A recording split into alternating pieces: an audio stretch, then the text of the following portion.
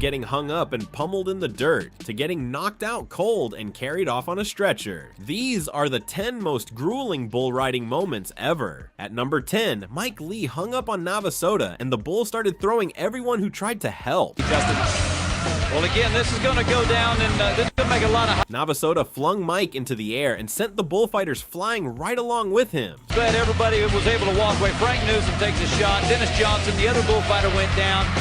Ragtime right there with Mike Lee, just getting whipped and wild. Somehow he walked away on his own. The bull had other plans for everyone else. But if you think that was grueling, Ross Johnson at number 9 ran his foot through his bull rope on Rooster's Folly and set off the longest spur hang-up in PBR history during round 1 of the 2005 Jerome Davis Challenge in Greensboro, North Carolina. It's really impressing me more and more. He's got the will, he's got the drive, he definitely puts out the effort. Rooster's Folly spun him, stomped him, and bent his leg in directions it was never built to go. Spin around, and he's caught up, and he's spinning around and trying to just get out of there now.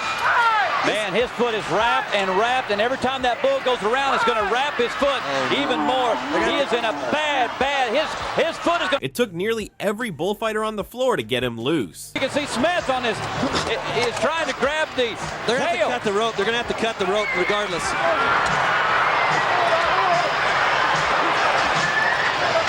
That's Ross Coleman. He walked it out. Nobody believed it. Now that we're talking about hang-ups that went on forever, Chad Denton at number 8 gave the 2005 PBR World Finals a wreck nobody forgot on Cooter during round 2. This is Chad Denton. No score on Mr. Harrison last night. He grabbed the rope on the way off and locked his hand tighter to the bull. All 4 bullfighters had to work the whole thing before he came loose. In there and taking shots. Yeah. And I want to point out, on Chad's, in his defense, on his behalf, when he finally gets up to his feet, he's using that tail for balance, to keep his feet up. He scampered to the fence, battered, but moving. And while Denton was fighting to get free, Dustin Hall at number 7 took a horn to the chin from prime time during the Western Union money round of the 2001 Anaheim Open in Anaheim, California. This bull just bucks, and he wants to get rid of the guy on his back. That's Dustin Hall. 7 seconds in, the bull reared high and drove that horn straight to his chin, and then stomped on him as he landed. Man. Oh, he's knocked out. He's knocked out. Oh, don't step on him. My goodness. The medics got there fast. He needed every one of them. Although Hall got 1 shot to go down, Charles Litchfield at number 6 got 2 from Nightcat during round 3 of Bonanza in Guthrie, Oklahoma in 1993. Mexico, good friend of mine, Charlie Litchfield. He's almost from Mesquite over and got head to head first. Then Nightcat caught him on the side of the skull before he even hit the ground. Don't get back on the end of the arm. Hang on. Oh, man, he's whacked. Out cold, carried out on a stretcher, Nightcat said goodnight. While Litchfield got knocked out by back-to-back shots, Ben Jones at number 5 got the same treatment from Sheep Creek at the 2015 PBR World Finals in Las Vegas, and the crowd heard every bit of it. They've been together a long time in this shoot. Here we go. This bull hit pretty mean. Jones rode a few seconds before Sheep Creek threw him forward and their heads connected flush. The sound hit the crowd before the image even registered. You could hear gasps from the stands. And Ben is an old man in this game. That's all you can say, and he's done it a long time, and I'm as big a fan of Ben Jones as there is. But then it got worse. Jones hit the dirt and didn't move. The arena went into that kind of silence that has nothing to do with the score on the board. Devastating injuries. And I will say this, the medics moved in and worked around him while the whole crowd held its breath. That's not something you walk away from feeling normal, Jones said. 1 second you're on the bull, the next you're on the ground, and people are looking at you like something went very wrong. No warning, no time to brace, just lights out at the World Finals in front of everyone. You trust the medical team, he said, and you trust that your body is going to come back from it. Jones came back, but that moment in Las Vegas, a headshot so loud the whole building heard it, stays with a crowd long after the night is over. At number 4, Stormy Wing paid a price well beyond what any crowd could see from the stands. I don't care if they draw the one that fits them or not. They've still got to show up and do the job. And It was Kansas City. Wing had made it 4.51 seconds before Sun Country threw him and stomped him with the hind legs in one quick motion. He was out cold on contact. Comes punt. Wow. The diagnosis was not something you hear often in this sport. An intracranial hemorrhage and a hyoid fracture, a bleed on the brain, and a broken bone in his throat. Put him way, way, way out of shape.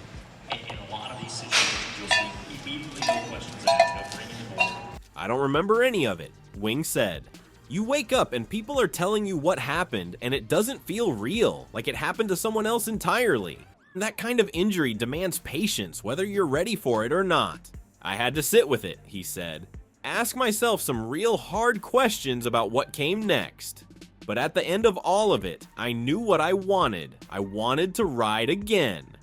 Wing made it back, but what happened to him in Kansas City? The bleed on the brain, the broken bone in his throat, that's the kind of grueling that never fully shows up on any highlight reel. Now, even though Wing's injuries were severe, what Matt Bohan went through at number 3 added a hang-up on top of all of it. Really strong, so Matt is just gonna bear down, tuck his chin, and see what happens. It was the Ford Championship round of the 2009 Bud Light Invitational in San Antonio, Texas. Bohan got bucked off Spitfire, hung up immediately, and then took a full stomp to the head before anyone could get to him. Could do on any back of any bull. Wow, that didn't last very long. That duck hit, oh boy, he took another big hit. Knocked unconscious. Carried off on a stretcher. The damage confirmed afterward was a broken jaw, a concussion, multiple facial fractures, and a broken right shoulder blade. It's placed for the smallest amount of spinal movement. When you get hung up and then take a hoof to the head on the way down, there's nothing you can do, Bohan said. You're just at the mercy of whatever happens next. The fact that he only missed a month after all of that is the part people still talk about. You heal, you get your head right, and you get back on, he said. That's what this sport requires of you. Bohan came back in a month. Broken jaw, fractured face, busted shoulder blade. That's grueling in every direction. While Bohan was out a month, Brennan Eldred at number 2 had his own brutal night at the 2019 Iron Cowboy. Because when this guy, it's a little bit like Silvano, when he's in it, this guy can really ride. Jasper knocked him out with a blow to the head and then stepped directly on him while he was already down on the ground. He's out, guys, he's out. Somehow Eldred got back to his feet and was helped out of the arena by the medical team. It tests you in so many ways athletically, but when you talk about the way it tests you mentally, it's on another level. When you get knocked out and stepped on in the same sequence, your body goes into a different mode, Eldred said. You don't fully process what happened until later. You're just running on instinct trying to survive it. Getting knocked out and then stepped on before anyone closes in, that's what separates a bad wreck from a genuinely grueling one. You come back from it, he said, because that's what you do. But nights like that test everything you've got. Eldred stood up after getting knocked out and stomped by the same bull. That alone tells you everything about who these riders are. Now, at number 1, Aaron Semis went face to hump and then paid for it with his chest. A little bit of a distraction. He needs an 88.5 to take the lead. It was the championship round of the 1997 Top Guns Challenge bull ride in Odessa, Texas. Wild Child launched Semas face first into the hump, then came down and stepped directly on his chest. He went down and didn't come back up on his own. Right on the chest plate.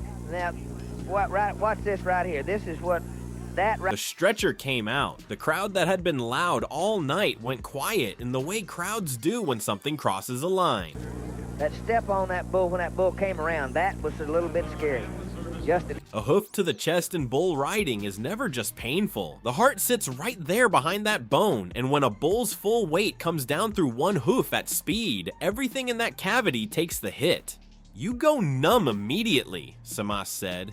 Everything just shuts down and your body is trying to figure out what hit it. He was carried out on a stretcher in Odessa with the whole arena watching. This sport asks everything of you, Semas said, and sometimes it takes more than you expect it to give, but you sign up for it knowing that every single ride. Wild Child sent Aaron Samus out on a stretcher, face to hump, hoof to chest, carried off the dirt in front of a crowd that had just seen one of the most grueling single moments this sport has ever produced. Every rider on this list paid a price. Some paid for it with broken bones, some with hang-ups that went on too long, and one paid it flat on his back in Odessa with a hoof print on his chest. That's what grueling actually looks like.